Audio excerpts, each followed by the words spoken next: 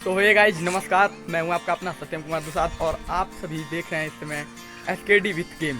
तो गाइज आज का वीडियो कुछ ऐसा है कि हमने अपनी बॉलिंग की कुछ वीडियो अभी शेयर करनी है आपके साथ और आप देखकर बताइएगा कि उसमें क्या दिक्कत है, क्या गड़बड़ी है और जो भी मतलब आपको उसमें कन्फ्यूजन हो तो हमें कमेंट में ज़रूर बताइएगा। तो दोस्तों जैसे कि आपको बता दूँ, मैं अपने घर से 7-8 किलोमीटर दूर जाता हूँ। एक दोस्त है हमारे प्रमोद, उनके यहाँ हम लगभग 1 साल से जा रहे हैं दोस्तों बॉलिंग का प्रैक्टिस करने। और कभी ना कभी 1-2 वीडियो मैं बना कर लाता था और इस समय काफ़ी ज़्यादा वीडियो हो गया है, तो सोच रहा हूँ जोड़ कर आप सभी को दिखाएं। इससे क्या होगा कि हमारा पुराना और न्यू वीडियो सब एक ही में जुड़ जाएगा और आप सभी को पता चलेगा कि हाँ इसके बॉलिंग में क्या दिक्कत है क्या नहीं। तो दोस्तों चलिए दिखाते हैं अपनी बॉलिंग का वीडियो, बाकी आप कमेंट में बताना ज़रूर।